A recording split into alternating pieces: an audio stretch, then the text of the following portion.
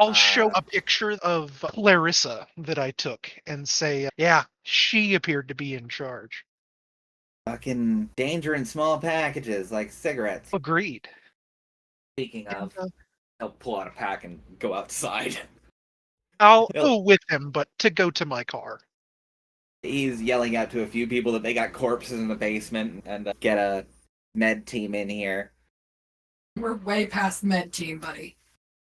They're the ones who deal with the corpses anyway. We need to figure out how they died. And then John, at home, trying to get out a TV dinner and microwave it with Ollie's dick still super glued to his hand. Yeah, I'm gonna see a doctor about it in the morning. You learn to live with your disability, okay? I don't know if I'd call having 2 penises a disability. When it's on your hand and you can't actually ever make it move anywhere else, yeah, it is. It's going necrotic. It smells. Shake a man's hand. It squishes. Oh, God. I'm gonna walk into traffic. How's John feeling? John hates the government. He's sighing a lot. There's a lot of things going on that don't quite make sense. Do you have a rationalization for WTD? Yes, he is obviously an ex-CIA agent who was sent to track me, but then changed his mind and has been helping me through this. And is somehow capable of wildly improbable things. He's the man in the chair. How's John's morning going? Walkie-talkie dude's got some pizza on the way. John is mostly just wondering if he was always right about Betsy. He's just going through the list of monsters that he knows of. Vids and creatures and all that sort of shit. So far, he's convinced she's Mothman's wife. Mothman's wife got turned into a human, and that's Betsy. Who's working with the Men in Black? To find her husband again. There we go. I'm convinced, actually, that's canon. No spoilers. I actually want that spoiler. What if I die? I work a dangerous job. I could fall from 40 feet up at any time. Is Betsy Mothman's wife? Depends on the marriage custom, but in America, no. But Mothman might not have originated in America, so the option's still open. Do we hail from Mothlantis? Are you going to an urgent care or ER or something to get that dick removed from your hand, or? I've got a couple of cans of WD-40 in the back. We're taking this in a putty scraper, and we're getting it off. Okay.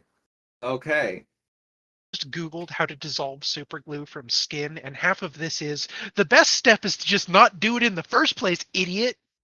Thank you, we're past that point. We are unfortunately past that.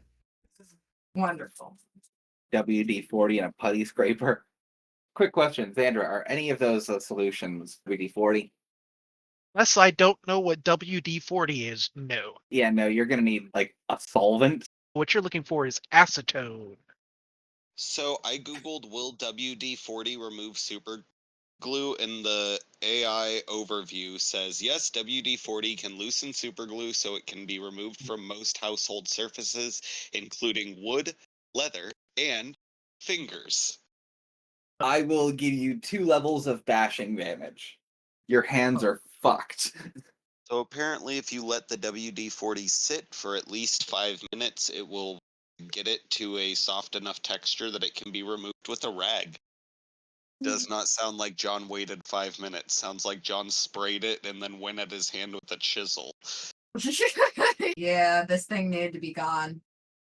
Luckily, it takes more than 5 minutes to do, and you keep reapplying the WD-40. So eventually it does soften, and you eventually have a limp dick sitting on your kitchen counter. It was cut very cleanly. What am I supposed to do with this? Is that a place you can take this? You guys need it? I think you just throw it in the trash. Alright.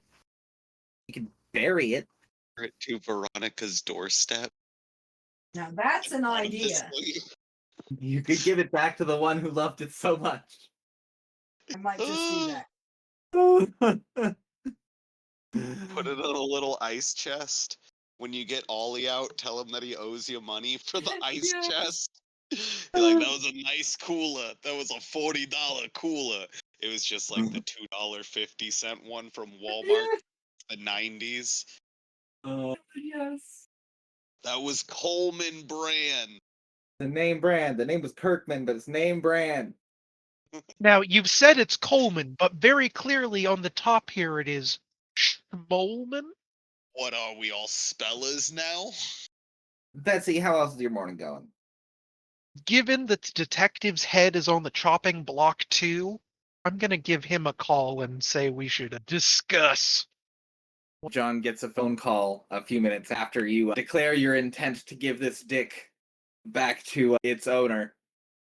I wouldn't say owner. It's more like sadomasochistic master. And the phone rings. God damn it! I can't. Okay, I'm picking it up with both hands because they're bandaged like boxes right now. Hello, Hello, detective. It's Betsy? Betsy. I Yes. can barely hear you. The phone's super far away from my ear. You're gonna have to be loud. We need to talk about next steps. Can I meet you at your apartment? Do you require a chair? I have a spare. And I hang up. Betsy will make her way over. Trying to think, what do I think the detective's favorite consumable is? Cigarettes? Some sort of whiskey? Because I need to buy him an apology gift. So I stop at a liquor store to buy a nice bottle of gin. You got the right kind, but you got the shorts. I bought a small bottle. No, the cigarettes. Checking to make sure you remembered his brand. That was the important part. If I showed up with Winston's, I'd be in trouble. There's a knock on the door. Check out the people. It is Betsy. She's carrying a camping chair and has a pack of cigarettes up where you can see it and say, I'm sorry. Yeah, you better come on in. Quickly skitter inside and pull up my chair near wherever the detective's chair is. It is directly in the middle of the room.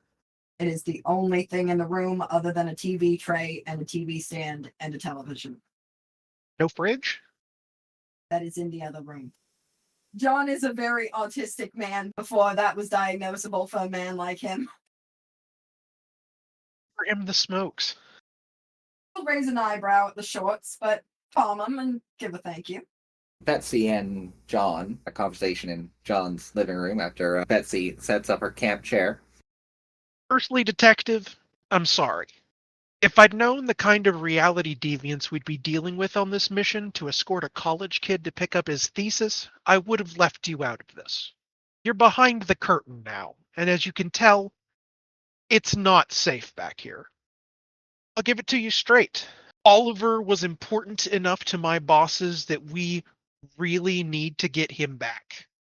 I've been ordered by Agent Gray to bring Oliver back to the coffee shop within, and I'll look at my watch. How many hours do I have left? 38? My eyes go a little wide, and I say, in the next 38 hours, or hammers are going to start falling on me, and unfortunately you. Wait to get yelled at by the detective for that. Let's see. I may have just found out that magic exists, and that vampires are real, and that ghosts probably exist too. And that still does not stop me from thinking that you are constantly smoking crack! That would not be helpful. Your walkie-talkie says, she's telling the truth. I work for them too. Oh my fuck. You could have just said that! Said what, detective? That you work for them too. What? You could have made it easier. I'm doing my best, detective. We were not supposed to deal with anything like this. This was a quick break into a dorm and get past the dorm mother to pick up a document. I didn't think we were going to be dealing with fucking dimensional spider demons and rifts in reality. I appreciate you taking me along for the job. I just don't get why Sugar Mama here wanted me involved. She did not ask for you at all, Detective. I was genuine when I called you. I had a job for you that we would both get paid for. John is going to scrunch up his eyebrows and pinch the top of his nose. Betsy, thank you for the work. That real nice thing of you to do. But also, last week I helped a kid find out that another kid stole his bike, and then I may or may not have punched a child in the nose. Luckily, none of them remembered him. I figured your stern voice and demeanor would help us get past any hall pass looking security officers that might stop us from getting into this door. I genuinely thought it would be an easy walk. Now we gotta go find this kid who was presumably jumped into a time blender. Yes, and from the Void engineers I've spoken to, they aren't hopeful about the other side of that portal being habitable. Beautiful. I wish I had more ideas on how to go forward besides go back to that church. Would you mind looking around? They've opened the basement and it looks like a serial killer movie. John's eyes will light up. This is something he's always wanted. He will go into his closet, which only has the exact same outfit except for one detective's cap in the corner, which he will then put on. I'm ready. Like that Sherlock style one. Does he have a pipe? Yes. And a monocle, but that's kept in the pocket. That'll only come out later.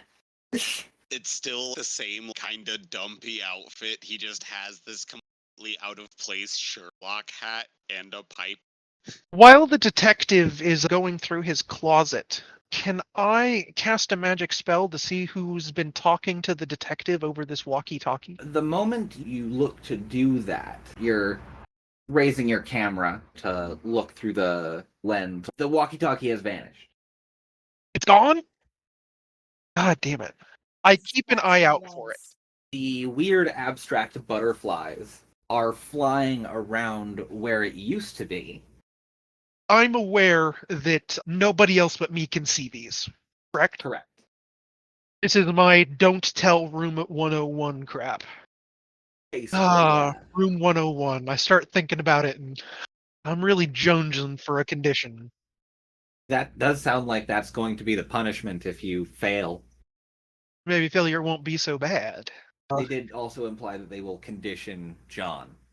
Yes, pretty much. The real issue here is I've fucked over John. Yes. John's been nothing but helpful, and I've really screwed John. You can somehow pull this out of the fire, but write the report in a way that makes you look pretty bad, but makes John look really good. You might get the social conditioning and not him. If only I was especially trained in manipulative writing. It's gonna be great. It is. That hit of conditioning. Show John the pictures I took of the basement so that he can be a little prefaced from it, not having to have it hit straight on with no warning. But I'll drive this time.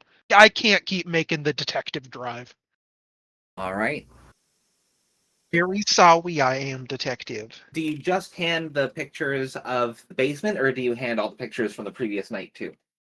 I set up my computer so that he can look at all the pictures I took last night. Do you think John can skim through those pictures at any sort of speed in a moving vehicle on a computer? No, but The button changes the script. It's black. Now it's blue. Betsy. I will pull over to fix this twice before I give up and tell John that I will fix it when we get there.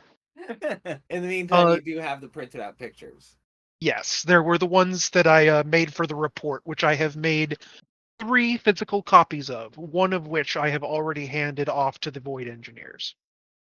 My plans are to turn in one of them at my headquarters in town.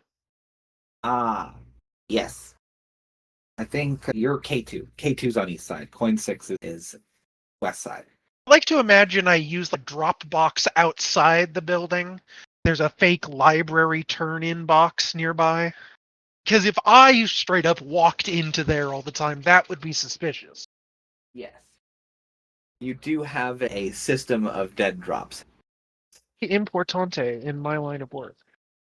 You drive back over the Hillsborough Nazarene Church. It takes a bit, but you get there. It's on the other side of Portland, on the side of the Sylvan Hills, and way out to Hillsborough.